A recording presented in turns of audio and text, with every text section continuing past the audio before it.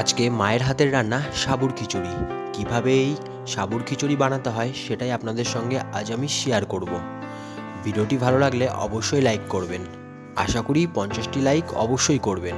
এখানে সাবুর খিচুড়ির জন্য যে যে জিনিসগুলো আমাদের প্রয়োজন সেটা একটু আগে থেকে বলে রাখি। অবশ্যই পরিমাণ মতো সাবু, পরিমাণ মতো ঘি, তেল, পরিমাণ মতো কাঁচা লঙ্কা, পরিমাণ মতো কাঁচা বাদাম, শুকনো লঙ্কা, তেজপাতা, পরিমাণ মতো মুগ ডাল। আর সবজির জন্য আমাদের লাগছে গাজর, বিনস, আলু আর টমেটো।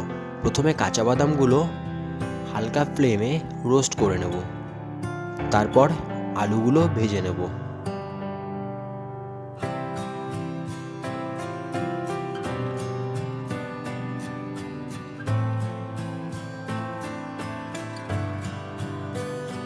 আলুটা কিছুটা ভাজা হলেই গাজরগুলো দিয়ে দেব।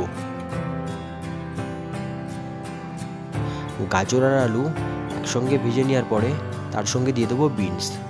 সবগুলো একসঙ্গে ভেজে নিয়ে তুলে দেব।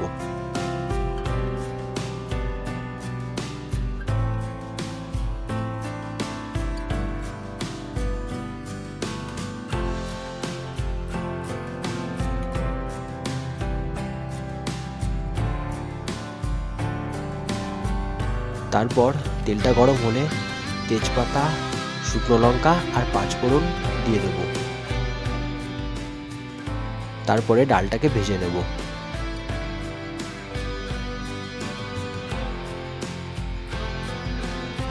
আর সঙ্গে কিছু কাঁচা লঙ্কা দিয়ে দেব। ডালটা একটু ভাজা হলেই জল দিয়ে দেব।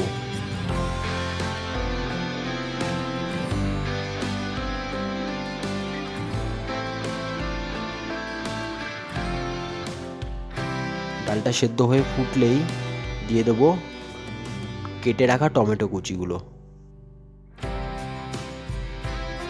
তার কিছুক্ষণ পরে সবজিগুলো ডালের ভিতরে দিয়ে দেব, দিয়ে কিছুক্ষণ ফুটিয়ে নেব।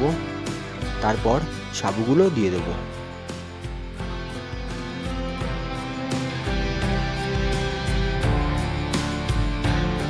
দিয়ে আরও 10 মিনিট সব কিছু দিয়ে ফুটিয়ে নেব। তারপর সবশেষে বাদামগুলো দিয়ে আর ঘি আর গরম মশলা দিয়ে নামিয়ে নেব। বাড়িতে একবার অবশ্যই এইভাবে ট্রাই করে দেখুন আর কমেন্টে জানাবেন কেমন লাগলো আপনাদের। ভিডিওটি ভালো লাগলে চ্যানেলটি সাবস্ক্রাইব করবেন এবং অবশ্যই কমেন্ট করে জানাবেন আপনাদের কেমন লাগলো রেসিপিটা।